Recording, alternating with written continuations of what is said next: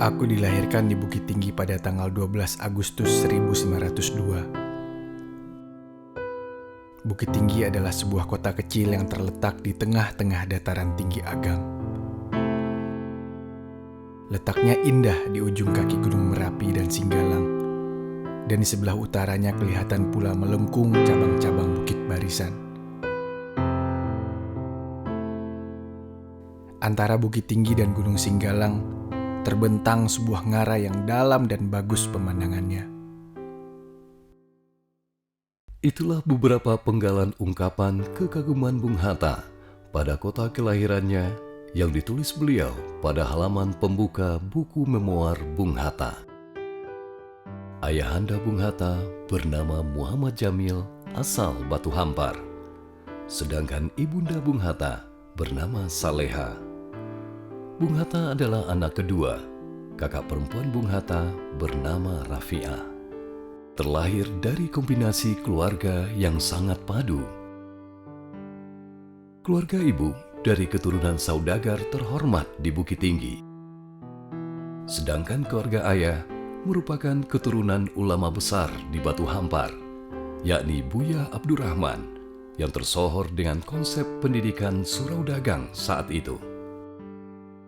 Untuk mengenali akar seorang Hatta, tidak bisa lain harus mempelajari atau mengenali lingkungan keluarga dari Hatta sendiri, dari keluarga ibu sebagai keluarga saudagar, dan di lain pihak Hatta juga turunan seorang sufi, seorang ulama besar dari Batu Hampar, sebuah nagari sekitar 10 km dari Payakumbuh, dan dua lingkungan dari kedua belah pihak ayah dan ibu ini saya kira di dalam diri Hatta ketemu suatu hal kekuatan yang membuat dia unik dan menjadi seorang Hatta yang dikenal di dalam sejarah bangsa ini.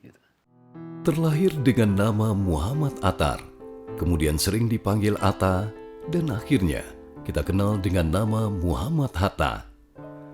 Ayah Bung Hatta sangat senang mengikuti perkembangan bayi laki-lakinya hingga Bung Hatta berumur 8 bulan. Tepat di usia 30 tahun, ayah Bung Hatta meninggal dunia dan Bung Hatta menjadi yatim.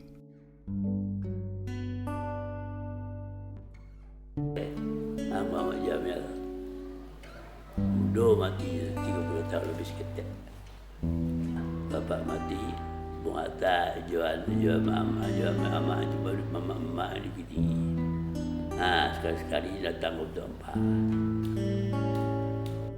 Setelah ayahnya wafat, peran besar kedua keluarga ibu di Bukit Tinggi dan keluarga ayah di Batu Hampar sangat menentukan karakter diri dan kepribadian Bung Hatta kecil.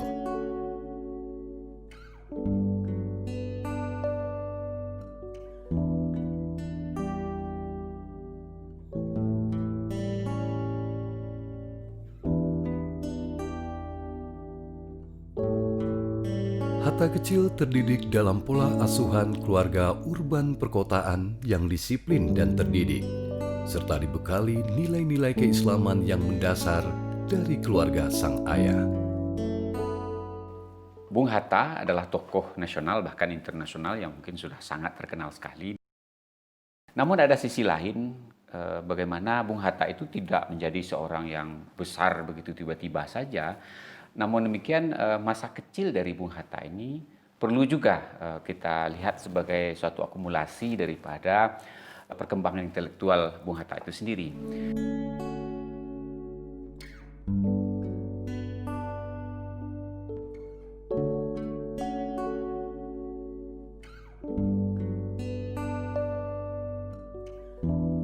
Teladan dari Hatta kecil yang mengemuka adalah membaca. Hatta kecil belajar membaca bahkan sebelum masuk usia sekolah. Kegemaran ini tumbuh karena dukungan keluarga, terutama keelokan sang kakak Rafi'ah yang senantiasa senang mengajari adiknya membaca.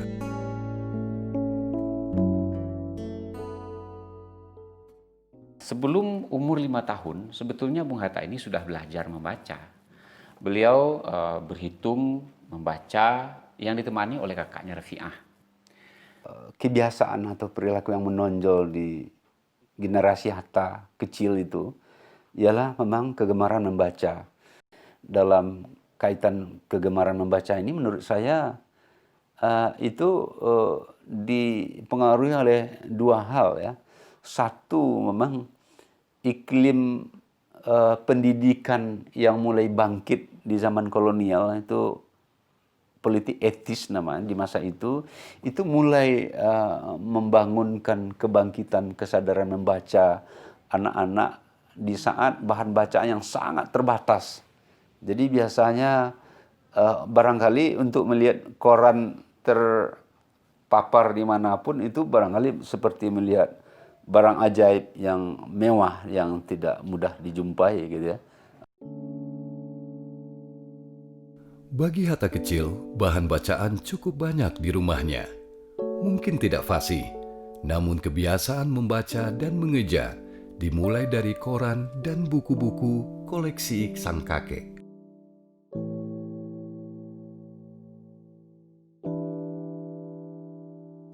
Sang Uni Rafi'ah juga kerap mengajarkan berhitung bagi sang adik.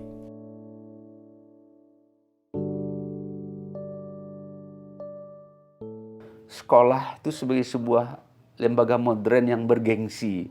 Kita ingat di Bukit Tinggi ada sekolah raja, ya, sekolah prestisius untuk Sumatera, di mana orang-orang terpelajar dengan pakaian seragamnya yang sangat elitis itu lewat di jalan raya itu sebuah kebanggaan dan sebuah cita-cita anak muda bahwa saya juga ingin jadi anak sekolahan gitu. Apalagi oleh seorang Hatta yang memang sudah memiliki kebiasaan membaca sejak kecil. Hatta kecil telah merasa yakin untuk memasuki jenjang pendidikan dasar. Di kala itu, salah satu syarat untuk dapat menempuh pendidikan dasar adalah usia 6 tahun. Karena pencatatan kelahiran belum secanggih zaman sekarang, maka ada cara lain untuk mengetahui seseorang telah bisa masuk sekolah. Ketika dia mau masuk sekolah pada zaman Belanda itu ada syarat khusus yang mesti dialami oleh seseorang yang ingin masuk sekolah. Antara lain adalah umur. Nah, umur waktu itu harus 6 tahun. Dan kemudian ada cara juga yang unik yang waktu itu diberlakukan adalah menyentuhkan jari tangan kanan ini ke telinga kirinya. Apabila telinga kirinya sudah terjangkau oleh jari-jari tangan kanannya, maka itu mereka sudah dapat masuk sekolah. Setelah dicoba untuk menyentuhkan tangan kanannya ke telinga kirinya, ternyata jari-jari Hatta tidak sampai. Dan dia sangat sedih waktu itu. Hatta sedih karena dianggap belum cukup umur untuk memulai pendidikan di sekolah rakyat. Seluruh keluarga pun turut sedih. Namun sang kakek terus berjuang agar Hatta kecil bisa segera bersekolah. Kesedihannya itu dia sampaikan pada gaibnya, sehingga gaibnya menyampaikan bahwa belum masanya untuk belajar sekolah formal. Sehingga dia belajar sama kakaknya, kemudian juga dia belajar ke Surau Nyak Jambe. Bung Hatta memulai pendidikan dasar agama kepada seorang ulama besar di zaman itu bernama Syekh Muhammad Jamil Jambe yang mendirikan surau yang dikenal dengan Surau Nyak Jambe, tidak jauh dari rumah Hatta. Surau adalah tempat ibadah sholat 5 waktu. Ukurannya lebih kecil dari masjid, biasa disebut dengan musala. Di Minang, akrab dipanggil dengan surau. Bagi anak laki-laki Minang, surau adalah tempat pertama setelah keluarga untuk belajar mengaji dan falsafah hidup.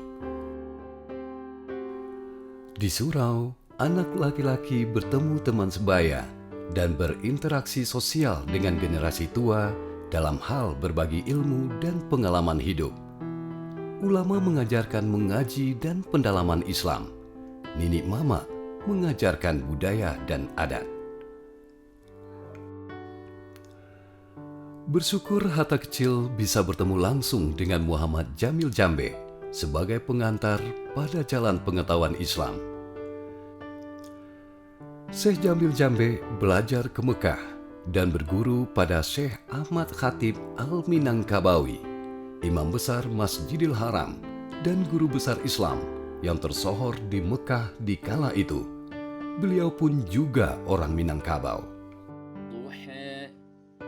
والليل إذا سجى ما ودعك ربك وما قلى.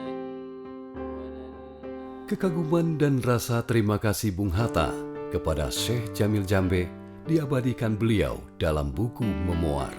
Saya masih ingat bahwa kutipan yang beliau sampaikan di dalam buku memoar itu adalah, beliaulah yang membimbing langkahku yang pertama ke jalan pengetahuan Islam.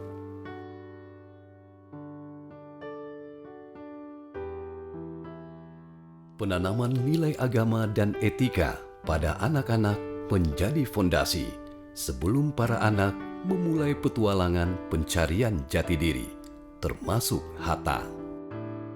Menurut saya memang soal tata krama ini sudah dibina dari kecil loh. Etik ya. Sopan kesantunan itu ya. Itu memang hanya bisa diciptakan di waktu kecil. Tidak setelah SMP pun itu tidak mempan lagi. Itu teori loh yang mengatakan. Itu sama dengan tanam bambu. Masih dalam merabuang, masih bisa dibantu saya. Tapi kalau menjadi berueh bambu, tidak bisa dibantu gitu.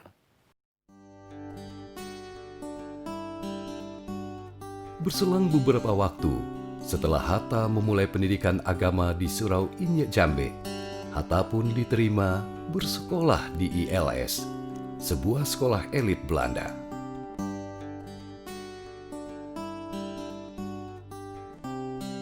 Karena melihat keinginan dari Bung Hatta yang begitu kuat, sehingga Pak Gaek mencoba untuk memasukkannya ke sekolah Belanda. Dan akhirnya beliau bisa disekolahkan.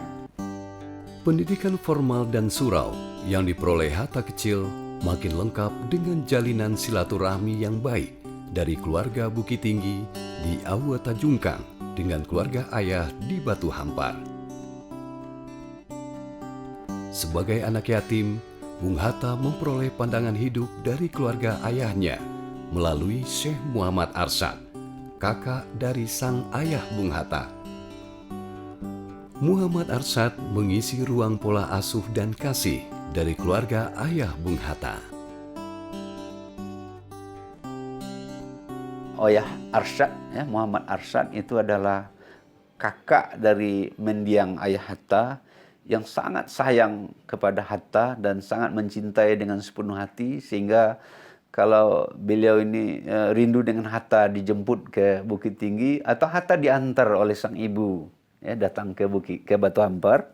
Jadi kedekatan hubungan Hatta dengan Arsyad ini sebagian dilukiskan di dalam memoir itu, dan dia ingat betul dengan wajah ayah Gaeknya ini yang jernih, putih bersih dan tulus, dan tampak betul di situ bagaimana dia mendambakan seorang Hatta menjadi orang baik di masa depan.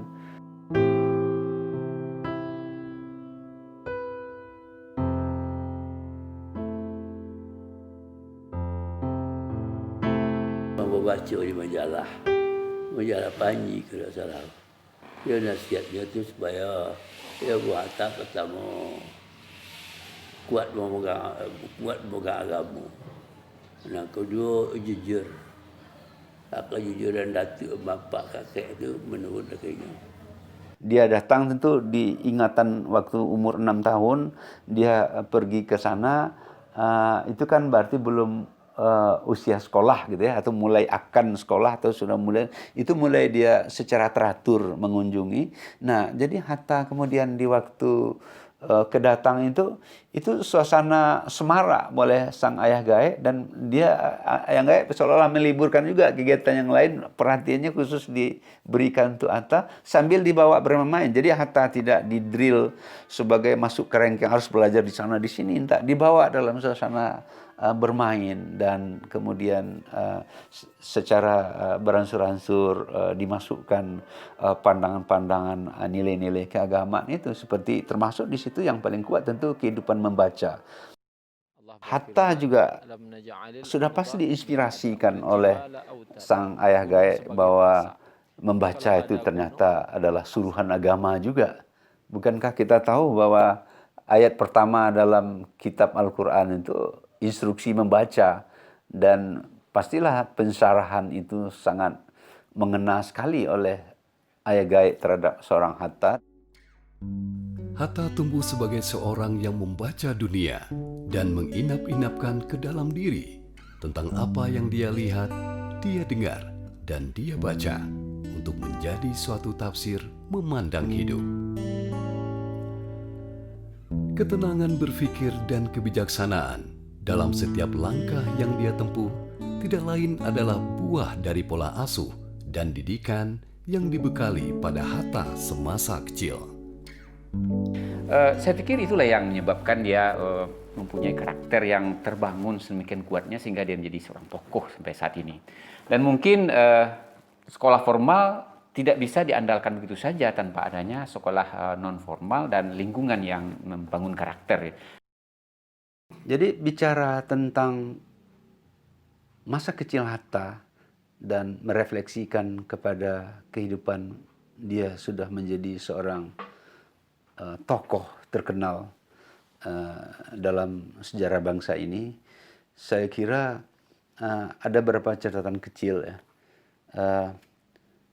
Pertama, Hatta menjadi seorang Hatta karena memang keluarganya menanam. Jadi orang yang menanam memang berhak memanen. Yang banyak ini kan nggak nanam, tapi kepingin dapat panen gitu ya. Satu. Yang kedua, dia tidak hadir tiba-tiba atau mendadak bahwa Hatta sudah demikian saja lancar jalannya menjadi seorang anak kecil yang punya kesadaran tentang pentingnya membaca, dan orang tahu adat dan bisa memiliki tata krama dan etika sesama kawan sejawat atau sama orang tua sekeluarga. Jadi sedikit banyak dia juga sebetulnya menyerap nilai-nilai agama dan adat itu tersimpul dan terangkum sebetulnya dalam proses pendidikan surau, khususnya di Surau Batu Ampar ya.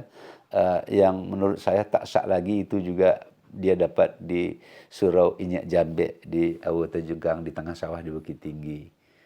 Muhammad Hatta adalah nama yang tak akan pernah hilang dari sejarah Republik Indonesia. Karyanya melalui buah pikir yang bijak telah mengantarkan negeri ini ke jalan yang terang. Membaca adalah warisan terbesar yang bisa kita petik. Keteladanan karena kefahaman terhadap nilai-nilai agama yang diperolehnya dari surau membuatnya selalu arif memandang jalan dan pilihan-pilihan dalam hidupnya.